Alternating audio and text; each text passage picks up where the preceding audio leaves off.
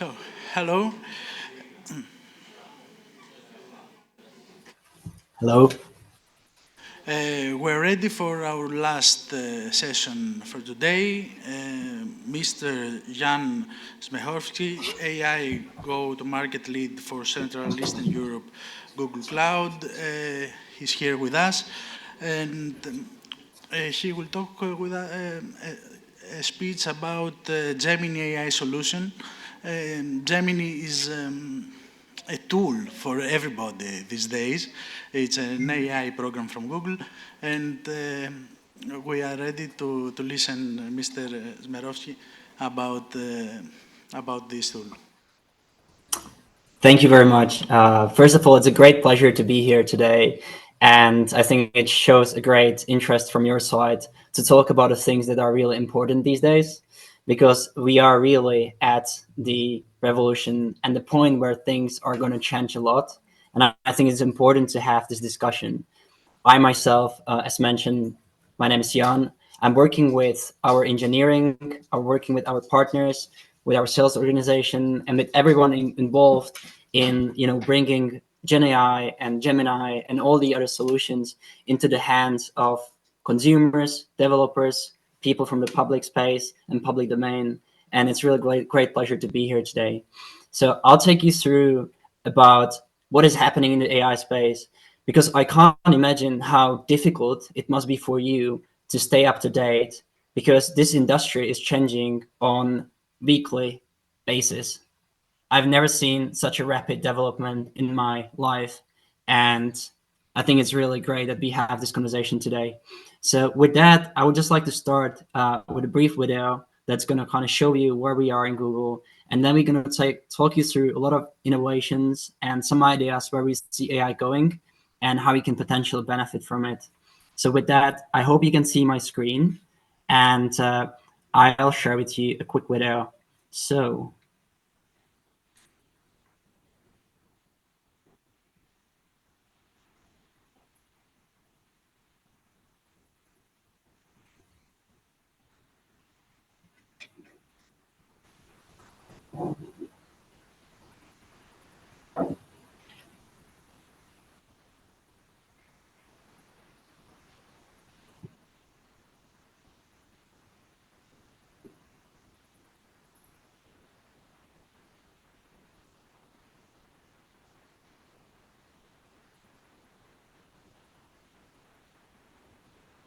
apps with just words in just hours. Today, Google AI can scan 100,000 lines of code in 2 minutes to spot and fix bugs. It can translate from code to code and is one step closer to speaking 1,000 languages, even whale.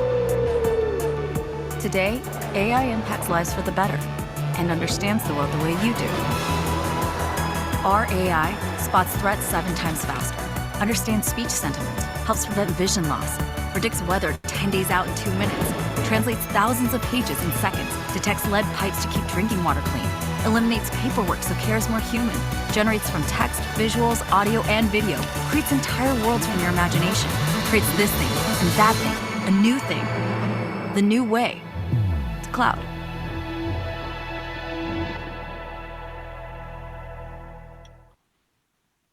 So thank you, and I hope you find it a bit more insightful. And I think it's important to understand how we got there. And on the screen, you're seeing the innovation that's been behind the era that we got into. So, within Google, we've been primarily focused on, research development, even though we are well known as a search company, and I'll show it on the next slide. We've been behind one of the greatest innovation in the world, receiving even Nobel Prizes. And what you're seeing on the screen is the roadmap of the things that some of you might know, others don't. But I would like to bring your attention to a couple things that really changed the industry and the world. And one of the first epiphany was in 2015, where we released through open source TensorFlow, which became a machine learning framework that's been used by millions of developers. It led to a lot of other innovations, which in 2017, that was the major innovation that we've seen in the world, which was the foundation of transformers. And Transformers is right now the white paper that is powering every single generative AI model. The Transformer is the architecture and the way how right now we are creating the Gen AI models. No matter it's being created by Google or by any other company, it comes back to this paper and always refers to this.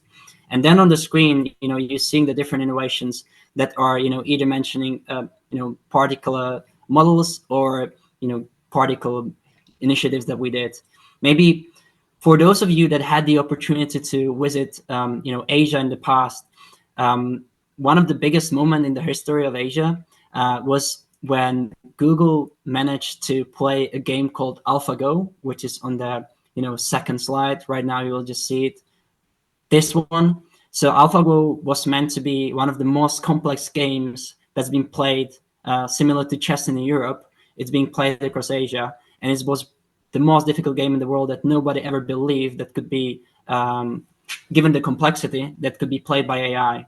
And back in 2015, this game was challenged by itself, and Google created an AI that could play the game better than any other user in the world.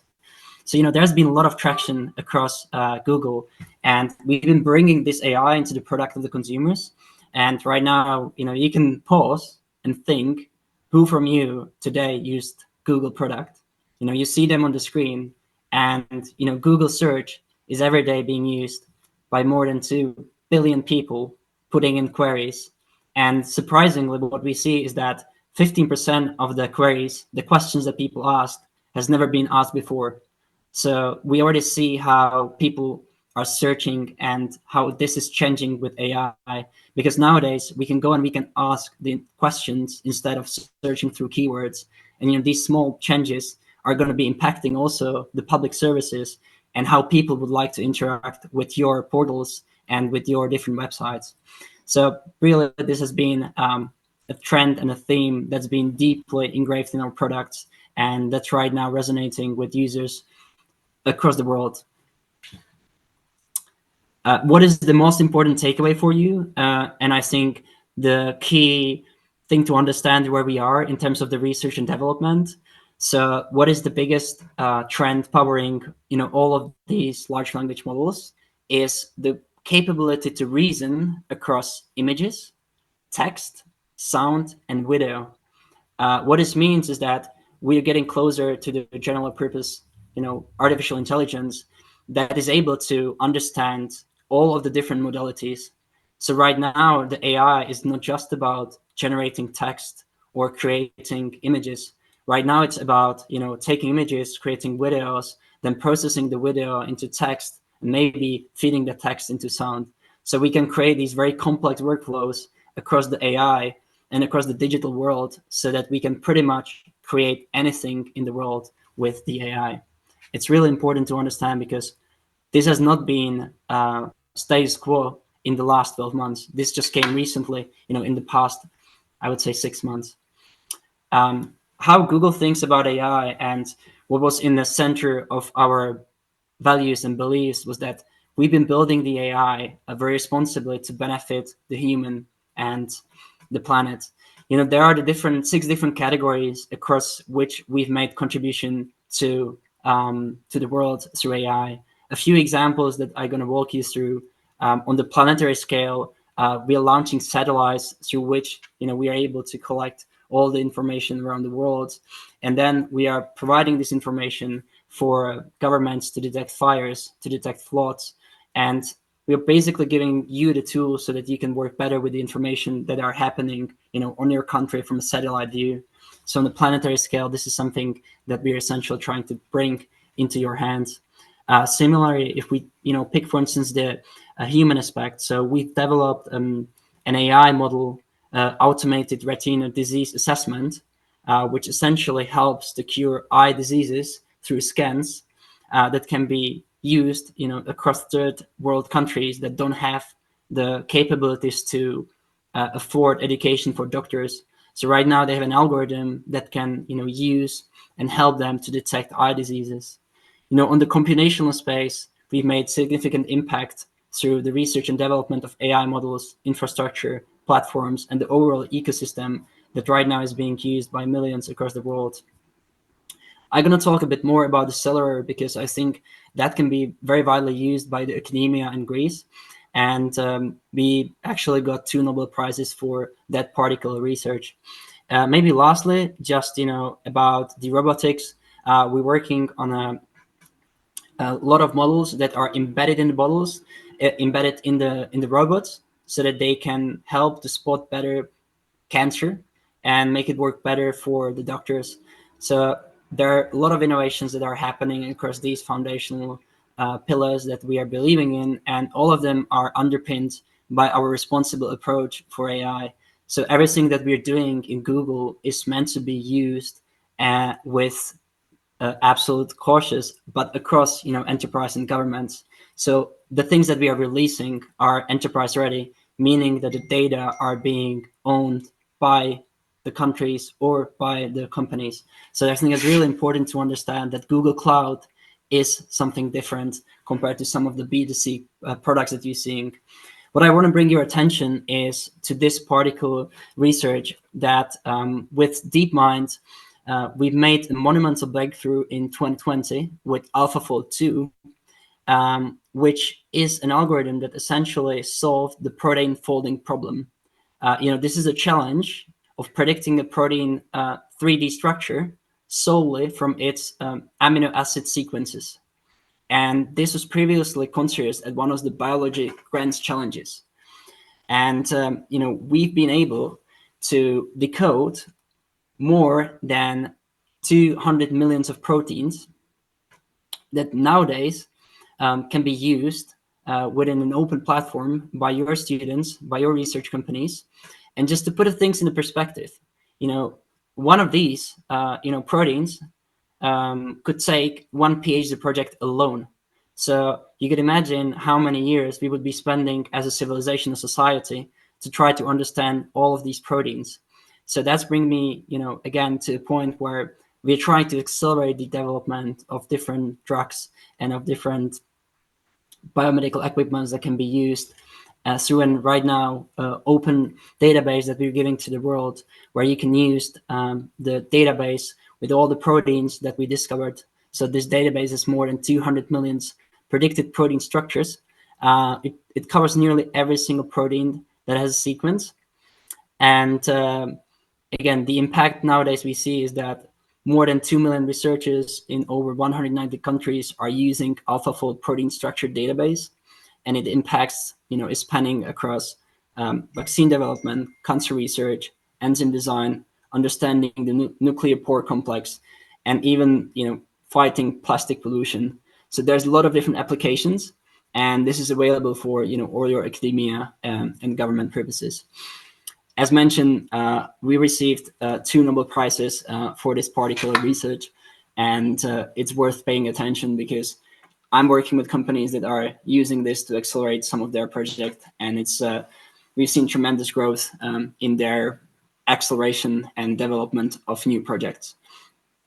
Now, I know that your audience is pretty much talking a lot about the application in the government space, but I want to bring your attention to what we see in the enterprise, because I think it's also important for all be aligned, finding the right balance between how we can enable the enterprise world and how we can regulate the AI.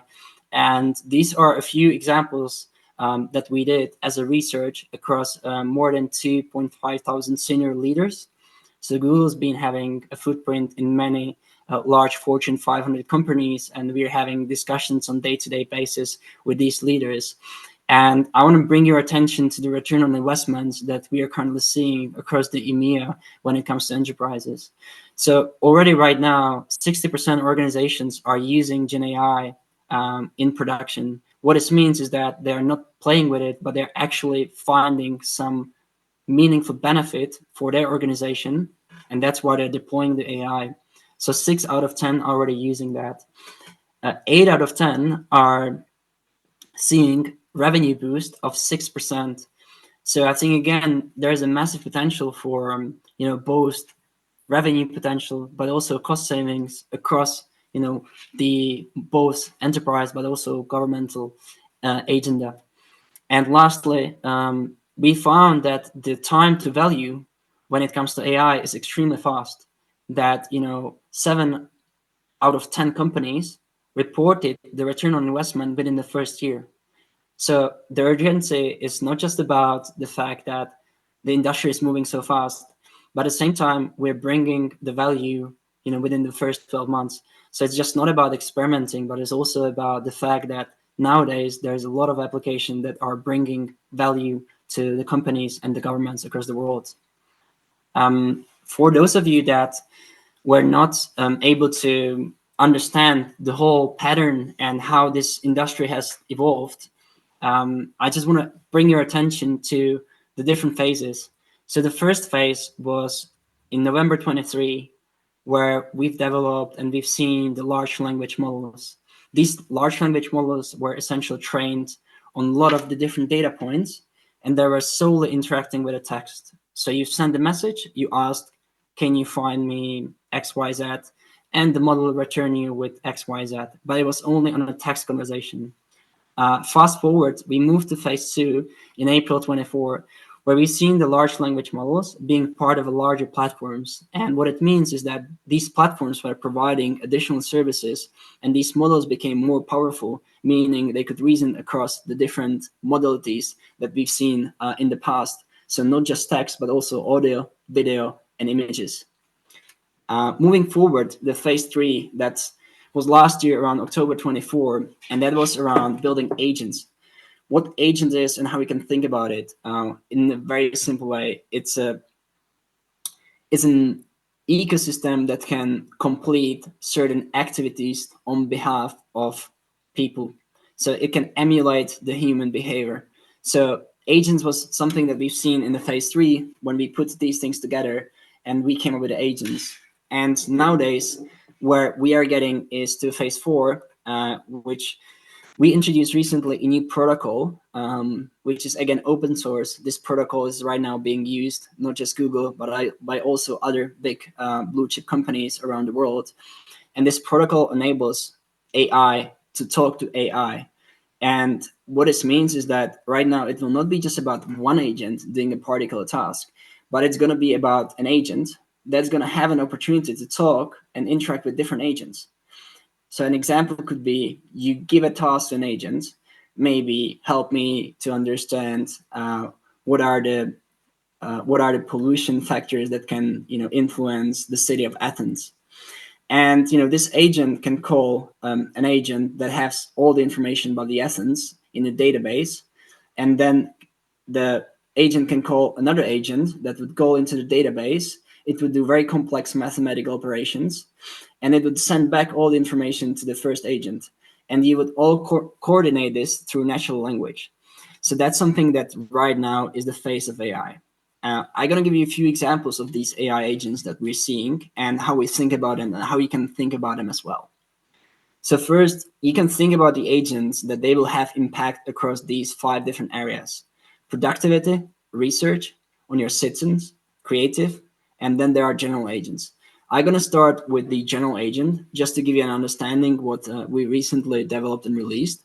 And this is an agent that has a lot of understanding, but at the same time, it can process video, it can talk to you, and it can help you to do certain tasks. Let me, again, play a quick video just to give you a better understanding. Hey Gemini, you there? Hello, I am here. It looks like you're in an office. I am. Is there anything I can help you with today? Yeah, I'm in Chris's office actually, but I've gone to his whiteboard and I'd love to know what this means. Can you tell me? It looks like the combustion of hexane and the free radical substitution of propane with bromine. Do you have any questions about these reactions? Yeah, what would you use them for? Like, what's their common purpose? The combustion of hexane is commonly used for energy production in engines. Okay. So this was just an example of bringing AI into the hands of our managing director that went to the office of our research managing director, and he found this on the screen, and he was just playing around with the AI that was released, and he was prompted to solve this question, and he just took the AI and it helped him to understand what was being presented on the screen.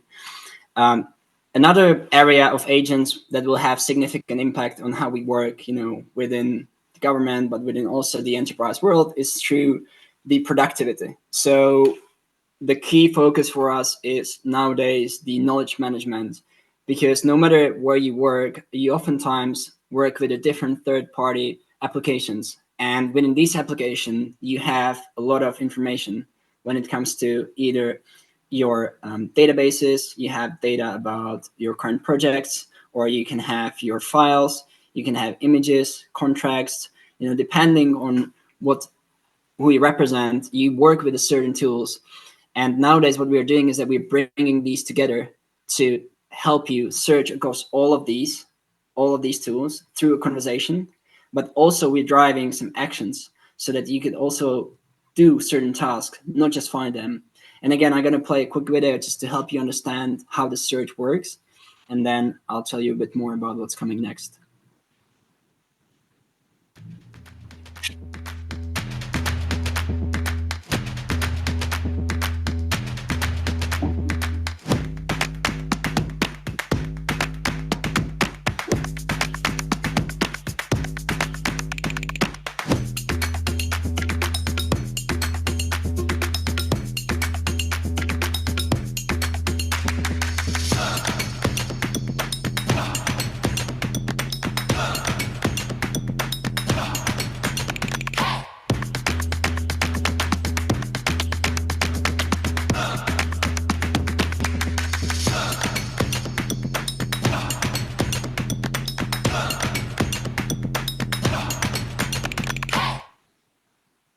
So this is an example of a productivity agent that's connecting all your application and data in your organization to allow you to search, but also trigger some actions in these particular tools.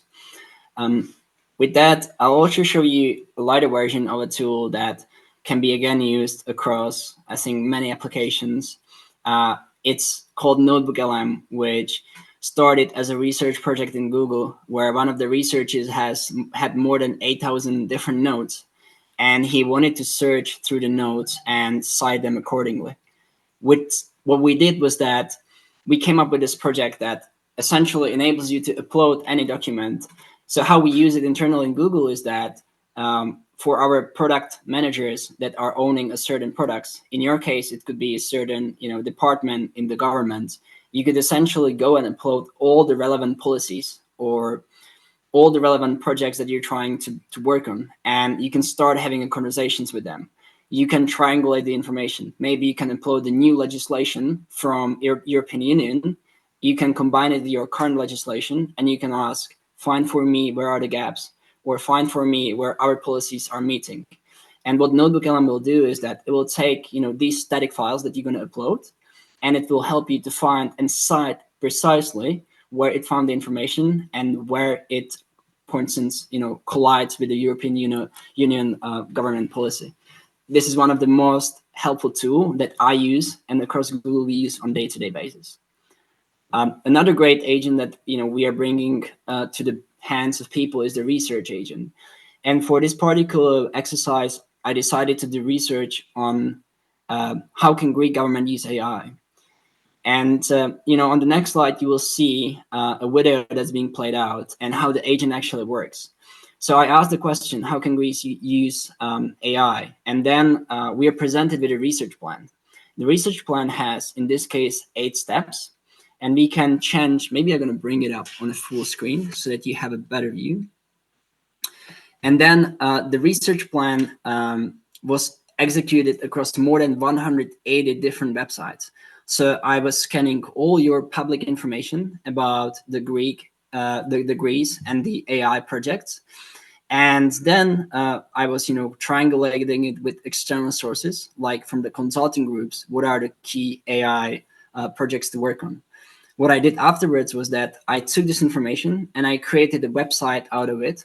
So we also have in the background an agent that is creating, right now you see code. That code is being written by AI, and it will create a website that will essentially summarize this report and bring it into a website that can be shared.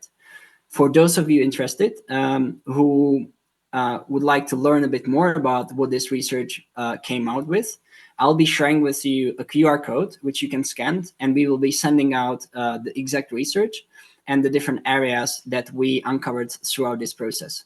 So you will get a page with, you will get a file with 37 pages where we outline, all the areas when it comes to Greece and AI transformation.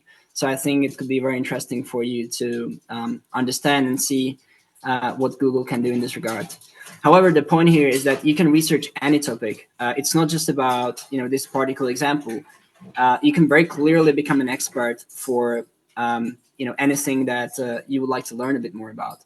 Maybe you're trying to learn about other countries and how they've implemented the AI regulation. You can use the deep research for that. I'm working with banks that are using the deep research for understanding the current interest rates across the world, and they are trying to assess the different risks of what will happen.